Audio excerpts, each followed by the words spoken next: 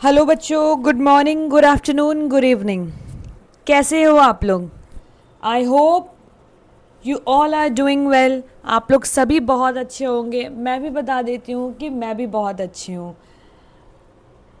तो स्वागत है आप सभी का हमारे यूट्यूब चैनल स्कूली शिक्षा बिहार पर। मैं हूँ रिक्षा सिंघानिया और मैं आपको आज क्लास 10th, आज हम लोग क्या पढ़ेंगे? क्लास टेंथ की सिविक्स चैप्टर फर्स्ट। क्या पढ़ेंगे? चैप्टर फर्स्ट, पहला चैप्टर। इसके पहले वाले मैंने वीडियो में क्या पढ़ाया था आपको? Chapter first of economics. आज से हम लोग स्टार्ट करने जा रहे हैं सिविक्स। ठीक है, तो हम लोग बहुत ही इजी, बिल्कुल इंटरेस्टिंग तरीके से आज पढ़ने वाले हैं सिविक्स का पहला चैप्टर। तो आज हम शुरू करने जा रहे हैं अपना पहला चैप्टर, लोकतंत्र में सत्ता की साझेदारी। ठीक है, तो बच्चों ये चैप्टर बहुत ही इंपॉर्टेंट है क्योंकि इसमें हम समझेंगे कि डेमोक्रेसी मतलब लोकतंत्र। ठीक है,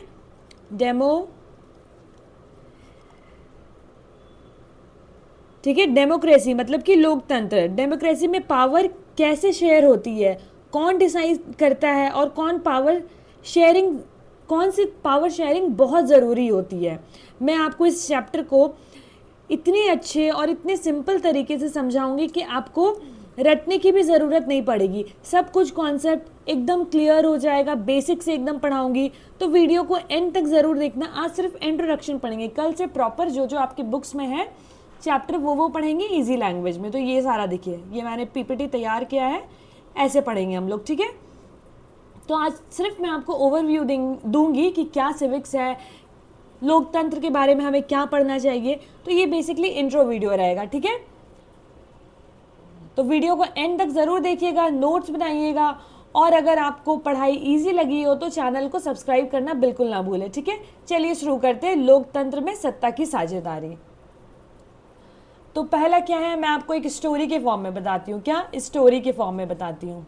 ठीक है, मतलब बच्चों जैसे मैं आपसे एक सवाल पूछती हूँ। ठीक है, मान लीजिए आपकी क्लास में 40 स्टूडेंट है। क्या है? 40 स्टूडेंट है। अगर क्लास मॉनिटर अकेले ही डिसाइड करे कौन बैठेगा, कौन बोलेगा, किसको पनिशमेंट मिलेगा, तो क्या होता है बताइए। अगर मान लीजिए आप लोग, ये पूरे क्लास है, आप लोग 40 स्टूडेंट हैं आपके क्लास में, और एक को क्लास मॉनिटर बना दिया गया है। वो डिसाइड कर रहा है कौन सा बच्चा अपना सीट में बैठेगा, कौन सा बोलेगा, कहाँ पे किसको मतलब पनिशमेंट किसको मिलेगा। तो ये क्या होगा? हाँ बताइए, क्या होगा इससे? क्या सब खुश रहेंगे इस डिसीजन से? नहीं। ठीक है, नहीं ना? अग्री करते हो मेरे से? क्योंकि पावर सिर्फ एक के पास होगी। वो क्लास का मॉनिटर ही डिसाइड कर रहा है कि सारे स्टूडेंट क्या करेंगे, नहीं करेंगे। तो पावर क्या हुआ? सिर्फ एक जो मॉनिटर है उसके पास है। आप लोग सभी के पास पावर नहीं है, सिर्फ इसके पास पावर है। अब यही चीज़ अगर हम कंट्री लेवल पे देखें तो ये मान लीजिए पूरा भारत है। ठीक है,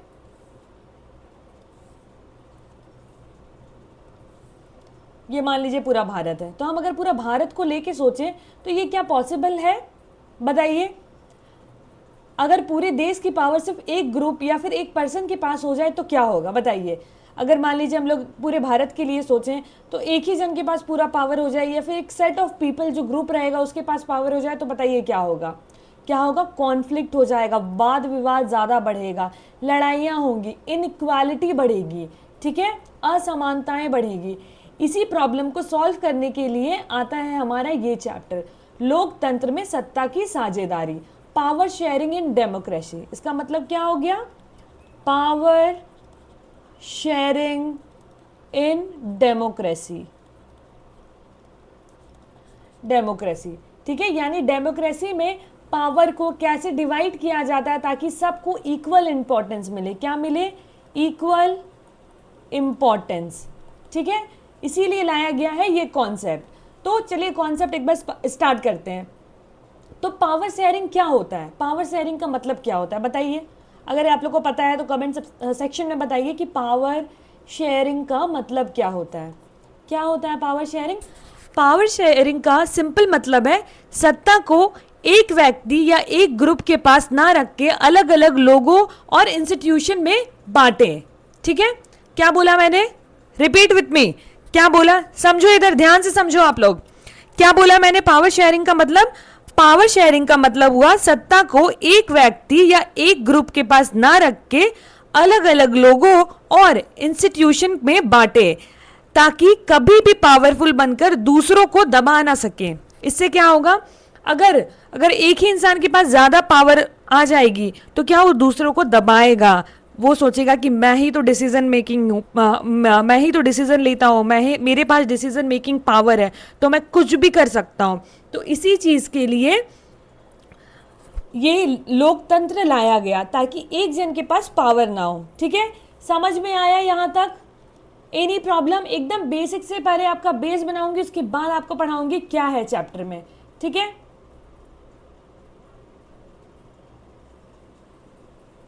चलें आगे। आपको एक और एग्जाम्पल देती हूं। अब यहां से मान लीजिए, यहां से आपके थोड़े से लेक्चर को इंटरेस्टिंग बनाती हूं। जैसे मान लीजिए इस चैप्टर में हम दो कंट्रीज की कहानी को देखते हैं। ठीक है, लोकतंत्र के बेसिस पे हम लोग बात करें तो मैं दो कंट्री का आपको एग्जाम्पल देती हूँ। कौन कौन सा, एक है बेल्जियम और एक है श्रीलंका। क्या है, मान लीजिए एक कंट्री ए है, एक कंट्री बी है। ठीक है, ये हो गया बेल्जियम और ये क्या है, श्रीलंका। ठीक है, बेल्जियम और श्रीलंका। तो इन दोनों कंट्री ने पावर शेयरिंग को अलग अलग तरीकों से हैंडल किया।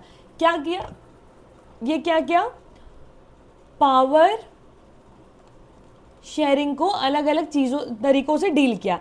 एक ने प्रॉब्लम सॉल्व कर ली और दूसरे ने क्या हुआ, कॉन्फ्लिक्ट बढ़ गया दूसरे कंट्री में। एक ने प्रॉब्लम सॉल्व की, दूसरे कंट्री में पावर नहीं होने की वजह से क्या हो गया, कॉन्फ्लिक्ट हो गया। ठीक है, तो पावर शेयरिंग क्यों जरूरी है अब देखते हैं। तो why power sharing is important, power sharing, why power sharing is important. ठीक है, ये देखते हैं पावर शेयरिंग क्यों जरूरी है। तो पावर शेयरिंग इंपॉर्टेंट है क्योंकि ये कॉन्फ्लिक्ट को रोकता है। क्या करता है, ये कॉन्फ्लिक्ट को रोकता है। पहला पॉइंट मैंने क्या बोला, कॉन्फ्लिक्ट को रोकता है। ठीक है, कॉन्फ्लिक्ट को रोकता है। दूसरा क्या होगा, सभी ग्रुप को रिस्पेक्ट देता है। क्या, अगर मान लीजिए यहां पे सभी ग्रुप है तो इसको क्या, इक्वल इक्वल इक्वल रखता है ये। ठीक है, तो सभी ग्रुप को रिस्पेक्ट करता है।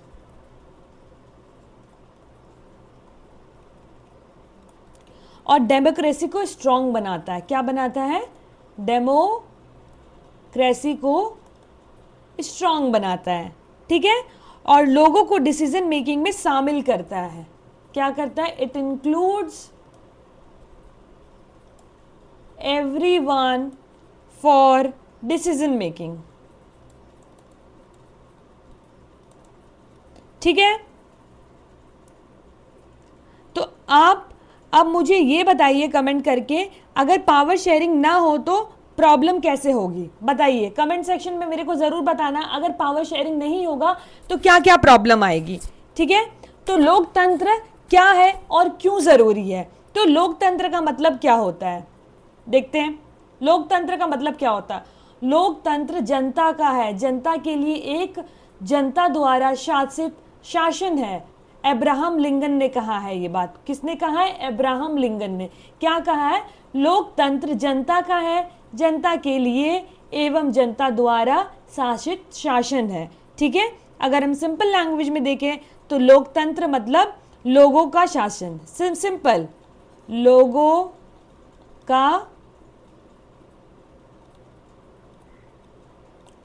शासन।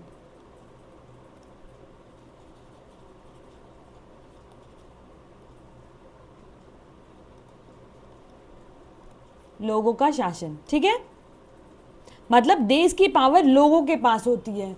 क्या होती है, अगर मान लीजिए यहाँ इंडिया है, इंडिया का एग्जाम्पल लेते हैं, तो इंडिया का पावर किसके पास है, लोगों के पास है, क्योंकि हम लोग वोट देते हैं। ठीक है, तो लोग अपने लीडर्स को वोट करके चूज करते हैं। क्या करते हैं, लीडर्स को वोट करके चूज करते हैं। ठीक है, जैसे स्कूल में क्लास मॉनिटर वोटिंग से चूज होता है, वैसे ही देश में पीएम या सीएम उनका इलेक्शन होता है और वो हम लोग बनाते हैं लीडर। अपने जो भी हमारे इंडिया का हेड होगा उसको कौन, हम लोग बनाते हैं। कौन बनाता है? We the people of India, we the people of India. ठीक है, तो लोकतंत्र का बेसिक फीचर्स क्या हो गया? बेसिक फीचर क्या हो गया? Leader elected by people. Leader क्या होता है? जो भी लीडर है, हम लोग अपने पीएम को या फिर सीएम को वोट देते हैं, हम लोग वोट देते हैं, तो लीडर हम लोग बनाते हैं, हम लोग चुनते हैं लीडर। तो leader elected by the people, elected by the people. ठीक है, तो लोग वोट देते हैं। अगर आप 18+ हैं तो आप वोट देंगे।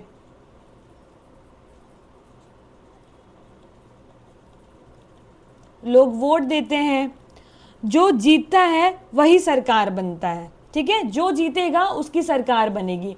तो हम वोट देंगे जिस भी पार्टी को, जिस भी जिन्हों जो जो इलेक्शन में खड़े हुए हैं उनको, जो जीतेगा, जिसका हाईएस्ट नंबर आएगा वो बनेगा हमारा पीएम या फिर सीएम। ठीक है, तो इंडिया में 5 साल में इलेक्शन होता है। क्या होता है? भारत में 5 साल में इलेक्शन होता है। यही आप यूके का देखेंगे तो यूके में क्या होता है, यूएस में क्या होता है, यूएसए में 4 साल में इलेक्शन होता है। और जैसे हम लोग में क्या है, इंडिया में, भारत में क्या है कि अगर मान लीजिए हमारे जो प्राइम मिनिस्टर है नरेंद्र मोदी जी, वो क्या है, 1-2 बार से ज़्यादा भी इलेक्शन में खड़े हो सकते हैं। जैसे कि ये इनका तीसरा टर्म है।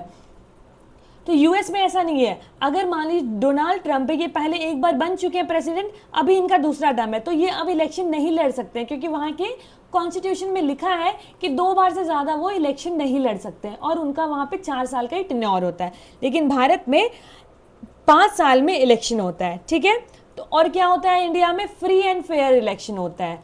Free and fair election. ठीक है, फ्री एंड फेयर इलेक्शन मतलब इलेक्शन ईमानदारी से होना चाहिए। क्या? ईमानदारी से होना चाहिए।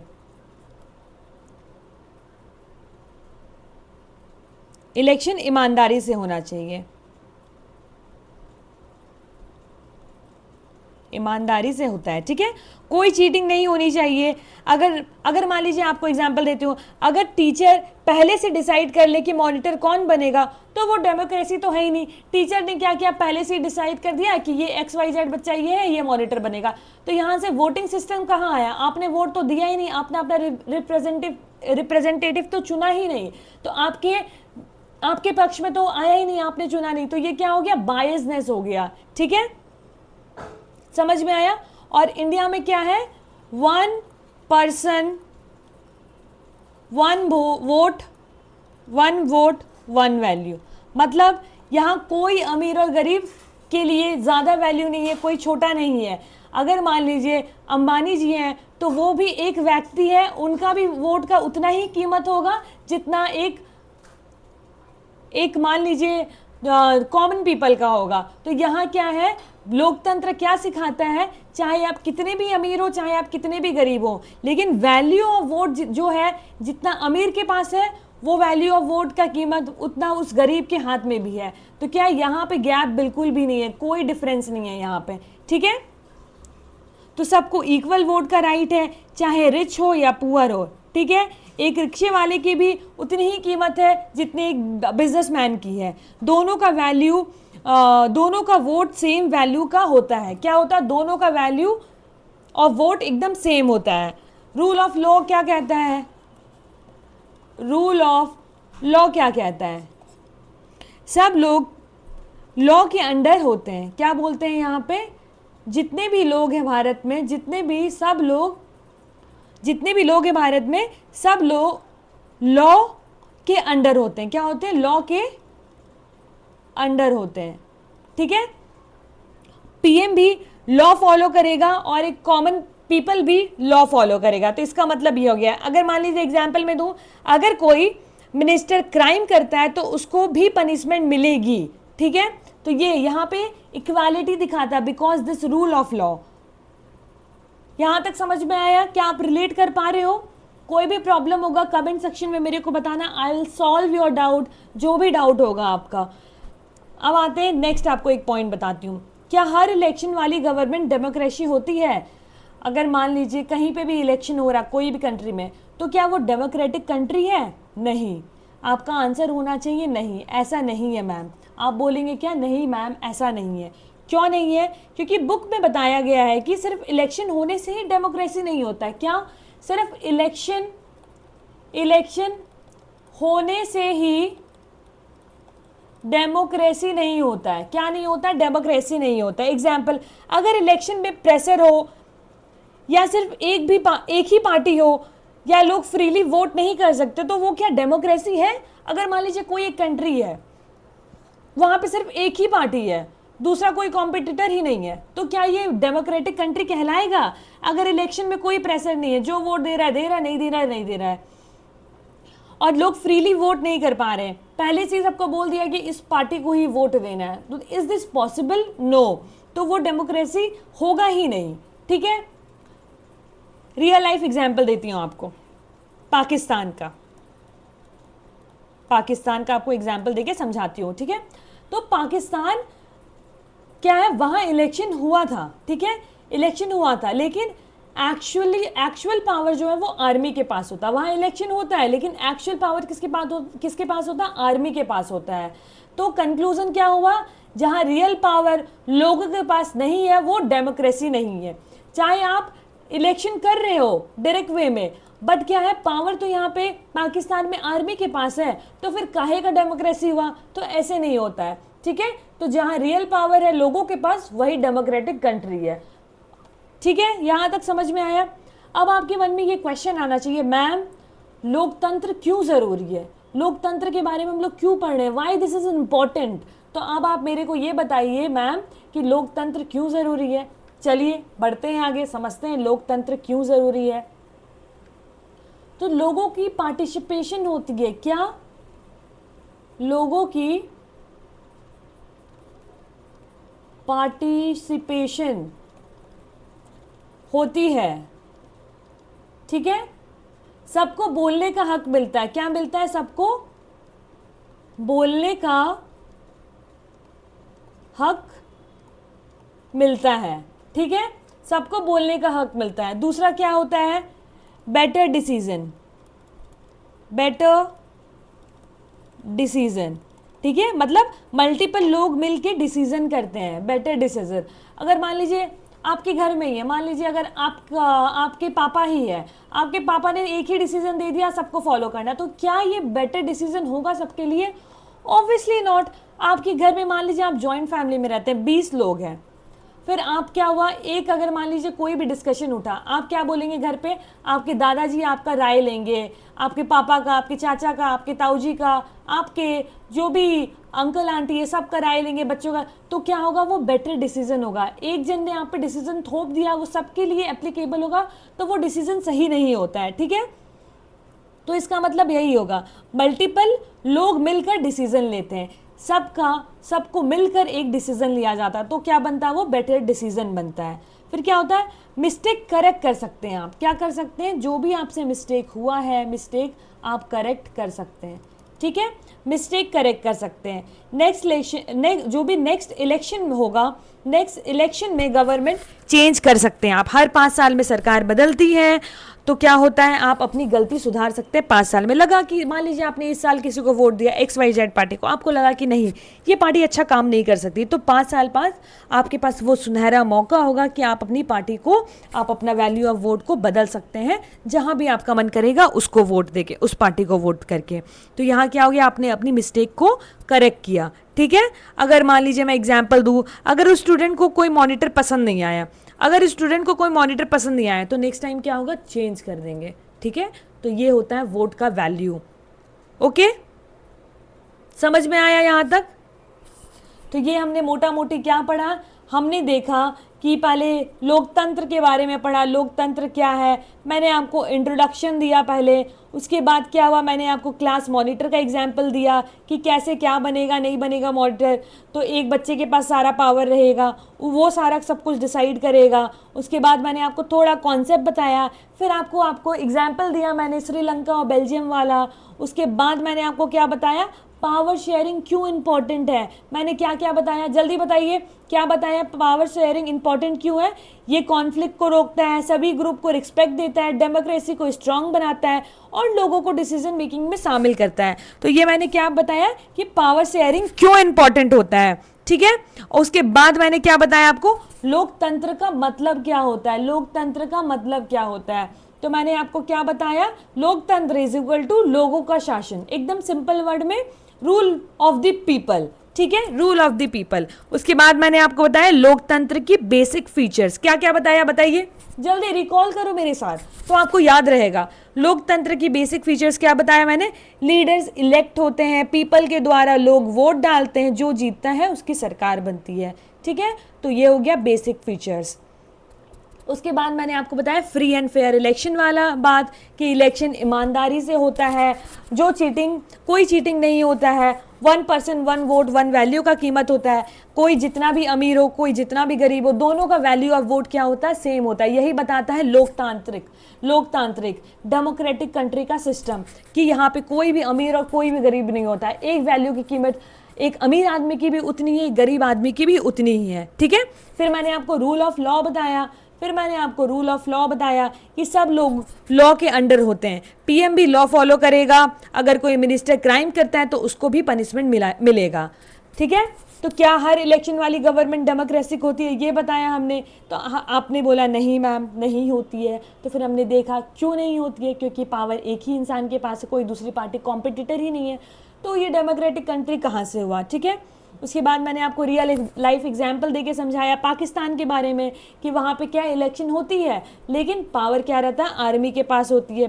फिर मैंने आपको बताया लोकतंत्र क्यों ज़रूरी है, वाई इट इज़ इम्पॉर्टेंट, तो लोगों का पार्टिसिपेशन होता है, बेटर डिसीजन होता है, मिस्टेक को करेक्ट कर सकते हैं हम, ठीक है। तो ये था हमारा आज का क्लास। कल से हम लोग प्रॉपर जो बुक में है टॉपिक वो स्टार्ट करेंगे और अपने लैंग्वेज में बहुत ही सिंपल लैंग्वेज पढ़ेंगे। आज मैंने आपको ब्रीफिंग दी कि लोकतंत्र क्या होता है, किस प्रकार इलेक्शन होती है। फिर हम लोग बहुत ही अच्छे से, बहुत ही एकदम जॉली वे में पढ़ेंगे, आपको लगेगा ही नहीं कि आप कोई मेहनत कर रहे हो पढ़ने में, एकदम स्मूथली पढ़ाऊंगी, एकदम स्मूथली। हमारा पर्पस ही क्या था, पढ़ना तो हमारा वैसा काम ही नहीं, हमारा काम क्या है, कॉन्सेप्ट क्लियर करना है। रटना रटाना क्या, आप बुक 4 बार पढ़ोगे 10 बार पढ़ोगे आपको चीज़ें याद होंगी ही होंगी, चाहे आप पढ़ने में कितने अच्छे हो चाहे कितने बुरे हो, आप 10 बार एक चीज़ को पढ़ोगे तो ऑब्वियसली याद होगा। तो मेरा मोटिव क्या है, कॉन्सेप्ट को क्लियर कराना, फ्यूचर में आपको कोई प्रॉब्लम नहीं हो। आज से 10 साल बाद आपको कोई पूछे लोकतंत्र क्या है, तो आज जितने कॉन्फिडेंस से आप बोल पाओगे 10 साल बाद भी उतनी कॉन्फिडेंस से आप बोल पाओगे लोकतंत्र क्या है, ठीक है। तो ये था पूरा थोड़ा सा ओवरव्यू दिया मैंने, ठीक है। तो मैंने आपको रिकैप बताया, क्या क्या मैंने आपको बताया वो सारा डिस्कस किया हमने। कल हम लोग क्या पढ़ेंगे, इसी का कंटिन्यूएशन पढ़ेंगे, ठीक है। तो बच्चों आज हम समझे कि लोकतंत्र क्या होता है, सिंपल लैंग्वेज में बताया मैंने आपको लोकतंत्र का मतलब क्या होता है, उसके बाद मॉनिटर वाला एग्जाम्पल दिया, तो ये सारी चीज़ें हो गई, ठीक है। तो बच्चों याद रखना लोकतंत्र सिर्फ बुक का चैप्टर नहीं है, आपको सिर्फ आपके बुक में सिर्फ ये वाला चैप्टर है, मान लीजिए कि लोकतंत्र की साझेदारी ये है, तो आपको सिर्फ ये नहीं पढ़ना है कि मेरे बुक में, इसको समझने के लिए पढ़ना है, क्योंकि पॉलिटिक्स बहुत इंपॉर्टेंट है। आपको पता होना चाहिए आपने किस पार्टी को वोट दिया और आपका वोट क्यों ज़रूरी है, आपकी वोट की वैल्यू क्या है, क्या कीमत है आपकी वोट की, आप जिस लोकतंत्र देश में रहते हो, डेमोक्रेटिक कंट्री में रहते हो, ठीक है। तो इसीलिए हम पढ़ रहे हैं, नॉर्मली नहीं पढ़ना, पढ़ने के लिए नहीं पढ़े हम लोग। लोकतंत्र सिर्फ एक बुक का चैप्टर नहीं, ये आपका हक है, आपकी आवाज़ है, इसीलिए हम पढ़ रहे हैं। आज आप स्टूडेंट हो, कल आप वोटर बनोगे, ठीक है। आज आप एक स्टूडेंट हो, स्कूल में पढ़ रहे हो, बाद में आप 1 साल 2 साल बाद क्या बनोगे, वोटर बनोगे आप, ठीक है। इसीलिए आपको समझना ज़रूरी है, इसीलिए समझ के पढ़ो, सिर्फ एग्ज़ाम के लिए नहीं पढ़ना है, लाइफ के लिए पढ़ना है। क्या चीज़ के लिए पढ़ना है, लाइफ के लिए पढ़ना है, ठीक है। जो स्टूडेंट आज लोकतंत्र समझ गया वो सिर्फ एग्ज़ाम पास नहीं करेगा, वो एक रिस्पॉन्सिबल सिटीजन भी बनेगा। इसीलिए बोल रही हूँ मैं कि पढ़ना बहुत ज़रूरी है, ठीक है। हमारा तो टैगलाइन भी है कि शिक्षा है तो मुमकिन है। तो चलिए आज का क्लास एंड करते हैं, थोड़ा सा इंट्रोडक्शन दिया, कल से हम लोग फुल फ्लेज पढ़ेंगे विदाउट वेस्टिंग एनी टाइम। तो आज थोड़ा सा ओवरव्यू लिया हमने, कल से स्टार्ट करेंगे हमारा प्रॉपर क्लास, ठीक है। लोकतंत्र के बारे में पढ़ेंगे, वोटिंग सिस्टम क्या होता है, पार्लियामेंट क्या है, लेजिस्लेटिव असेंबली क्या है, प्रधानमंत्री का इलेक्शन क्या होता है, कैसे होता है, प्रेसिडेंट का इलेक्शन कैसे होता है, ये सारी चीज़ें पढ़ेंगे, ठीक है। तो तब तक के लिए आप देखते रहिए हमारा चैनल स्कूली शिक्षा बिहार। अगर आपको वीडियो अच्छा लगा होगा तो लाइक कीजिए, शेयर कीजिए, कमेंट कीजिए। जहाँ भी आपको प्रॉब्लम हो रहा है आप कमेंट करो, I am always there for you. मैं आपका कमेंट का रिप्लाई करूंगी जो भी आपको प्रॉब्लम होगा। और एक टेलीग्राम चैनल बनाएंगे जिसमें हम लोग डिस्कस करेंगे कि कहाँ पे आपको प्रॉब्लम आ रहा है, वहीं पे मैं आपको नोट्स भी शेयर कर दूंगी, तो आपके लिए बहुत बेनिफिशियल हो जाएगा। और एक ग्रुप डिस्कशन भी बना लेंगे, उस चैनल में आपको क्वेश्चन भेजूंगी, you have to attempt that question, तो it will be very easy for you, आपके लिए बहुत ही आसान हो जाएगा, ठीक है। मिलते हैं कल की क्लास में, तब तक के लिए पढ़ते रहिए, मुस्कुराते रहिए, ठीक है। शिक्षा है तो मुमकिन है। मिलते हैं कल की नेक्स्ट क्लास में, तब तक के लिए टेक केयर, बाय बाय।